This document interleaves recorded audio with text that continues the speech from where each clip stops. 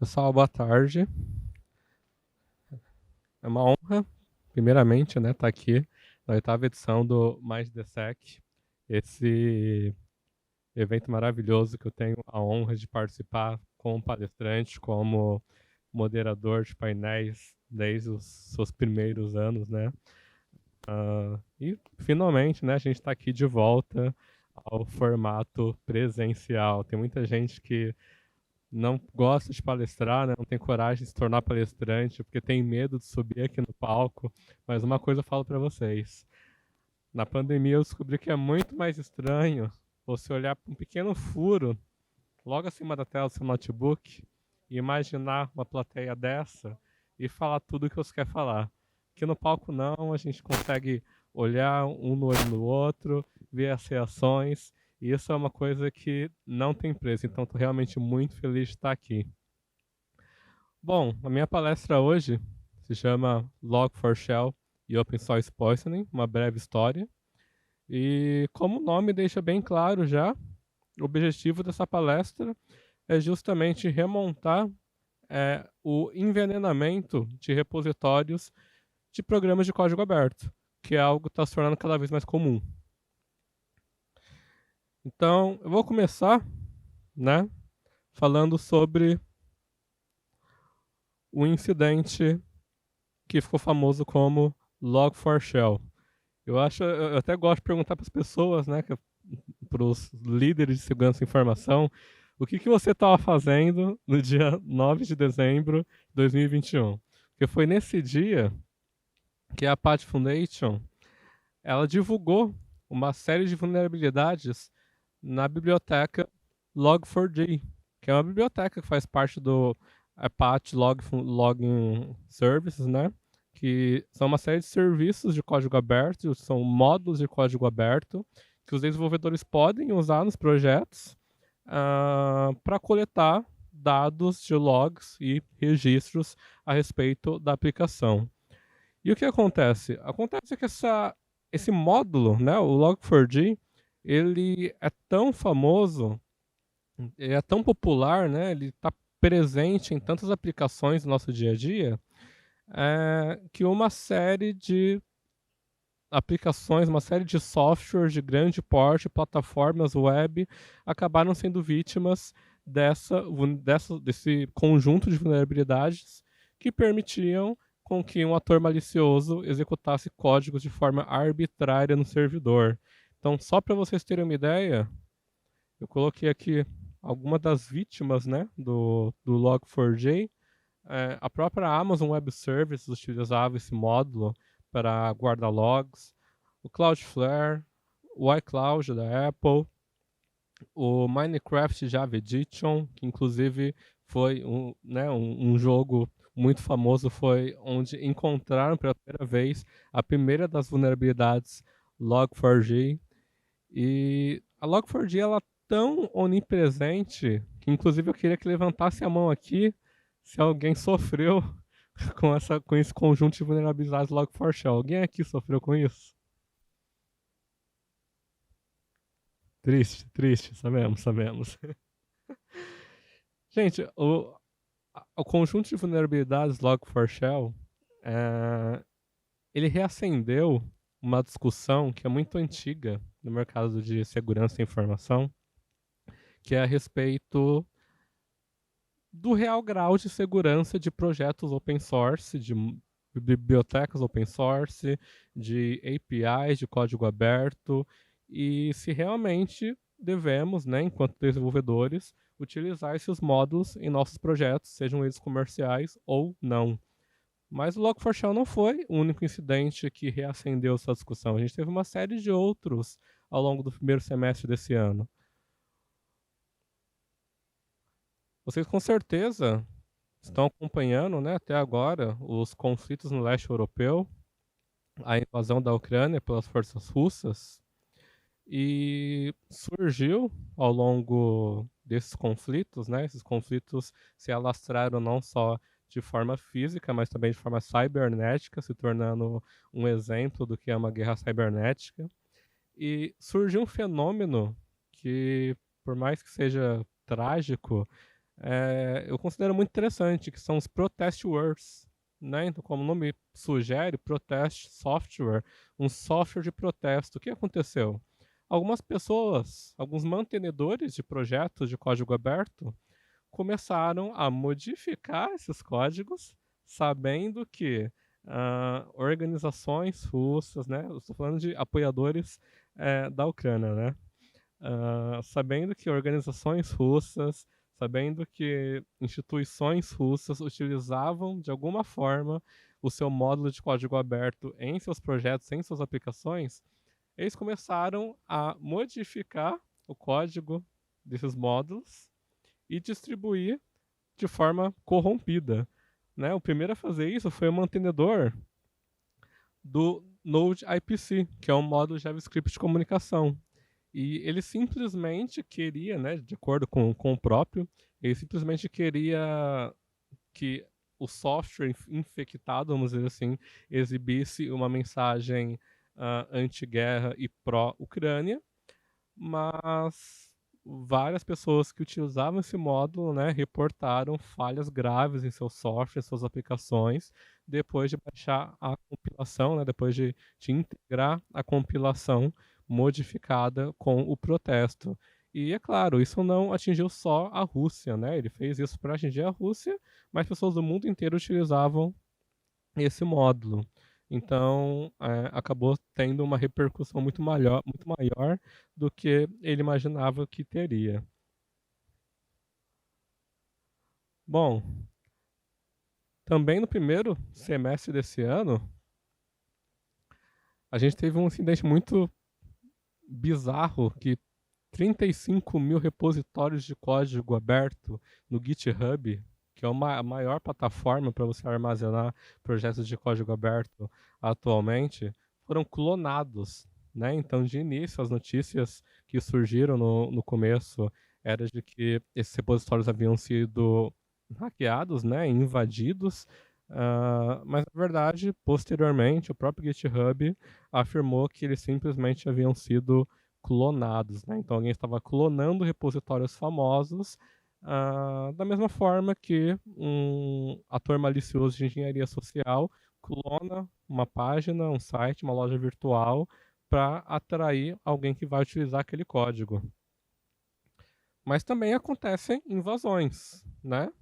Então foi o caso aqui, por exemplo, esse engenheiro de software, ele alertou em maio desse ano, no próprio perfil do Twitter, a respeito de 2 projetos open source que foram sequestrados. Né? O primeiro foi o CityX, que é um módulo de uma biblioteca, né, da linguagem de programação Python, e também o P8Pass, que é uma ferramenta de hashing da linguagem PHP. E ambos os repositórios, né, interessante falar aqui que o CityX não era atualizado há 8 anos, né, então o mantenedor desse projeto já não mantinha esse software atualizado. Mas mesmo assim, esses 2 módulos, né, cada um deles recebia cerca de 20 mil downloads por semana. Né? Então, durante todo esse tempo em que eles foram sequestrados por um ator malicioso, que posteriormente se revelou para a mídia e disse que o objetivo era simplesmente científico, né? Ele não tinha nenhum objetivo malicioso com essa invasão. Diversas pessoas, cerca de 27 mil pessoas, baixaram essas versões modificadas com códigos maliciosos desses 2 módulos, e o código malicioso em questão roubava as credenciais do ambiente do Amazon Web Service. Então você imagina, você tem 27 mil credenciais para servidores do AWS da noite para o dia, basicamente. E tudo isso faz com que a gente comece a repensar. Será que o software livre, será que o open source é realmente seguro? E, gente, aqui eu quero ressaltar com muita força que, de forma alguma, o meu objetivo aqui é difamar ou fazer uma crítica negativa a comunidade do software aberto, a comunidade do software livre. Muito pelo contrário, eu realmente sou um apoiador, eu tenho uma admiração gigantesca por toda essa comunidade, por toda a dedicação de milhões de programadores que fazem um trabalho voluntário para nos fornecer scripts de boa qualidade de forma gratuita. Mas a gente precisa se lembrar de 3 pontos importantes que vêm à cabeça quando a gente analisa esses casos que eu listei aqui. Primeiro ponto é que a esteira de desenvolvimento de uma aplicação aberta não costuma ser tão rígida quanto de uma aplicação comercial. Então, se você está dentro de uma empresa, você está recebendo um salário para desenvolver, né, para codificar alguma coisa, é óbvio que a esteira de desenvolvimento daquela aplicação vai ser muito mais rígida, com muitas auditorias, muitos testes mais complexos para garantir a qualidade daquele produto. Afinal, alguém vai pagar por ele e vai reclamar se não tiver o desempenho que você prometeu. Já no software livre, não. É claro que a pessoa que decide por conta própria participar de um projeto ou criar, né, uma biblioteca, uma API livre, ela vai se esforçar para que tenha aquele nível de qualidade, mas talvez ela tenha outros afazeres, né? Então ela não pode se dedicar 100% como se dedicaria em um projeto comercial. O segundo ponto é que às vezes a gente simplesmente nem sabe quem é que está desenvolvendo aquilo, né? Então você, desenvolvedor, você precisa de um script para automatizar alguma tarefa na sua aplicação.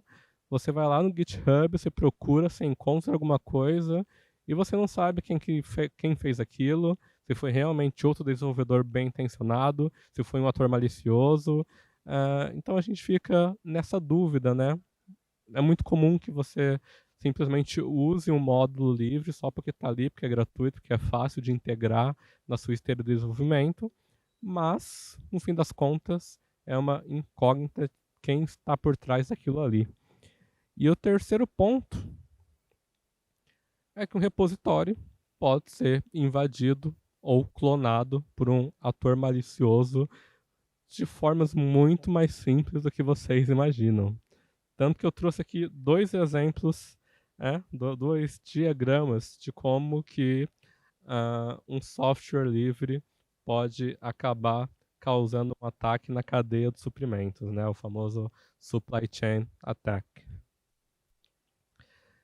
Então vamos lá, etapa por etapa, nesse primeiro diagrama aqui. Primeiro a gente tem o repositório criado, né? Então, o mantenedor de um projeto de software livre, uma biblioteca, uma API, ele cria um repositório legítimo, ele cria um software de boa qualidade e ele passa a distribuir aquilo. No segundo estágio, esse repositório é sequestrado. E como que ele é sequestrado? Diversas maneiras. Uma das maneiras é simplesmente que o mantenedor desse projeto tinha uma senha fraca no GitHub. A senha para você entrar no perfil dele do GitHub é 1234. Ele não tinha autenticação dupla ativada. Ele foi vítima de um golpe de engenharia social. Ou simplesmente ele desistiu daquele projeto, parou de atualizar e aquele projeto acabou sendo cedido, né, sendo passado um ator malicioso. E no terceiro ponto, né, terceiro estágio, esse código malicioso ele é automaticamente puxado, né, porque novamente a gente já tinha desenvolvedores que usavam essa biblioteca livre. A gente tem novos desenvolvedores que vão confiar e vão integrar esse pedaço de código em seu projeto, e com isso a gente vai acabar infectando a aplicação final. A gente também pode ter um repositório clonado, né?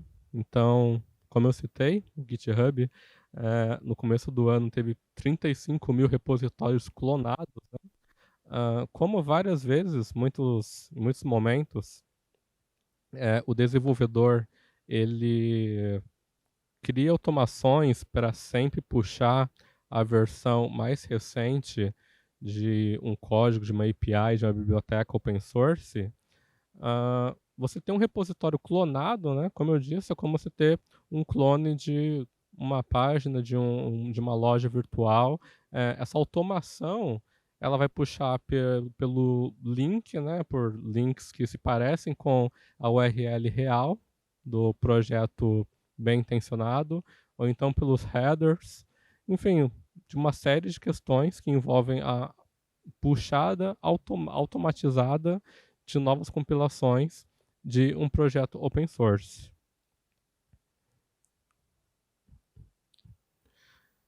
Eu trouxe aqui uma citação de um executivo da Google, né, do time de segurança open source da Google, que eu acho que resume bastante o que eu queria trazer com essa palestra. O Caleb Brown ele fala assim, ele fala, apesar do papel essencial do software de código aberto em todos os softwares criados hoje, é muito fácil para os agentes mal intencionados circularem pacotes maliciosos que atacam sistemas e usuários que executam esse software. E aí vocês perguntam, o que está sendo feito, né, no mercado? O que a gente pode fazer para evitar esses ataques de cadeia de suprimentos que infectam tantas aplicações com base num pequeno trecho de código de um módulo ali que às vezes foi sequestrado? Bom, eu trouxe alguns exemplos aqui. Primeiro exemplo é a Open Source Security Foundation, OpenSSF, que é uma organização sem fins lucrativos dedicada justamente a criar iniciativas, né, e a manter iniciativas para melhorar a segurança de repositórios e bibliotecas de códigos open source, né?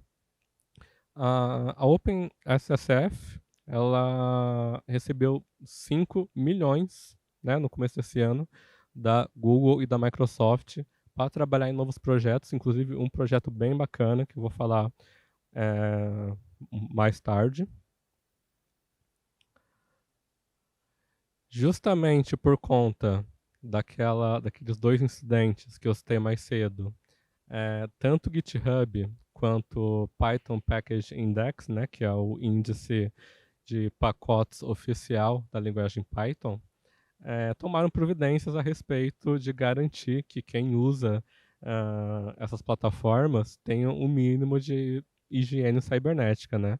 Então, o GitHub ele já avisou que até 2023, até ano que vem, todos os usuários que estão envolvidos, seja um mantenedor ou um simples colaborador, todos os usuários envolvidos em projetos de código aberto dentro da plataforma vão precisar obrigatoriamente usar a autenticação de 2 fatores para proteger a sua conta.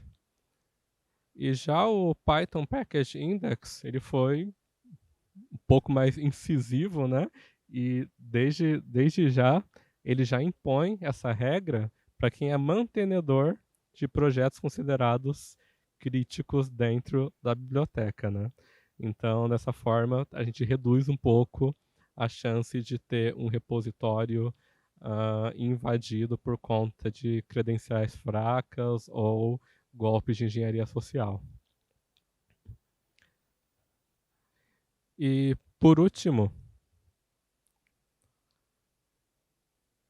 a Fundação Maitrey, né, fundação famosa pelos seus frameworks Attack, ela criou um novo framework chamado System of Trust, que não foi criado especificamente para bibliotecas open source, mas pode ser usado, né, tem um uso muito interessante para desenvolvedores, que é um framework de assessment, né? Então, é um framework para você avaliar um módulo, um componente que você vai colocar no seu projeto comercial e garantir que aquele módulo, que aquele componente cumpra alguns requisitos mínimos de segurança, né? Então, o desenvolvedor, antes de decidir embutir alguma API, algum módulo de acesso livre na sua aplicação comercial, ele pode usar esse framework da Maitrey, já está disponível,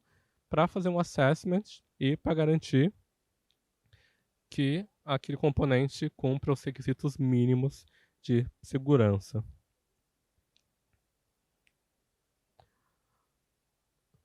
Bom, eu falei que a OpenSSF estava com uns projetos bem legais em relação à segurança de projetos open source. Um desses projetos, que foi anunciado no começo desse ano, é o Package Analysis, né? Do que se trata? Se trata de uma ferramenta que faz uma análise aprofundada usando recursos de machine learning, usando análise comportamental. Ele analisa repositórios de software livre para buscar eventuais comportamentos que pareçam suspeitos, né? Então, muitas vezes, quando acontece esse tipo de ataque, né, de um projeto open source ser envenenado, não é tão fácil assim você encontrar os indícios de que ele está exfiltrando algum tipo de dado, que ele está extraindo informações, que está se comunicando com o servidor remoto de comando e controle.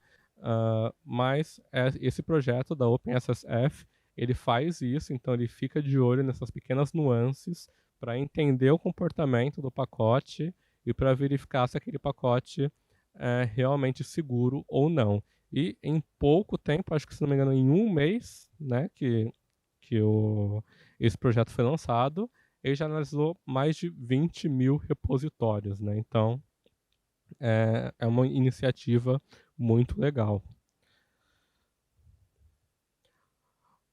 Bom, pessoal, eu poderia citar aqui também uma série de ferramentas comerciais, né? O mercado, ele percebeu que existe esse problema da falta de segurança em módulos open source, e hoje em dia um programador ele tem à sua disposição vários ambientes, várias ferramentas comerciais, né, para adicionar na sua esteira de desenvolvimento e ser alertado, né, conseguir identificar, ter uma visibilidade maior sobre eventuais brechas de segurança, sejam elas intencionais ou não, né? A gente também pode colocar um componente ali que possui uma vulnerabilidade, mas ela não era intencional, como foi o caso da Log4j. Mas, bom, eu acredito que o próprio a própria comunidade de open source consegue cuidar muito bem disso, né? Então, o OpenSSF é um exemplo, né? A OWASP também tem uma série de iniciativas e ferramentas gratuitas que você pode usar para analisar pacotes de código aberto. Então, resolvi aqui não citar nenhum tipo de solução comercial, né? Lembrando, essa palestra não é uma crítica à comunidade de código aberto, mas sim uma chamada para que nós mesmos possamos colaborar em prol de melhorar essa comunidade para se tornar mais segura e aumentar, ampliar ainda mais o seu uso em aplicações para o usuário final. Meus contatos estão aqui, vocês podem ficar à vontade para me contatar, meu LinkedIn, meu e-mail, meu número de telefone e WhatsApp. Podem ficar à vontade para me contatar, tirar dúvidas, conversar sobre qualquer questão de cibersegurança e assim por diante. Muito obrigado a todos.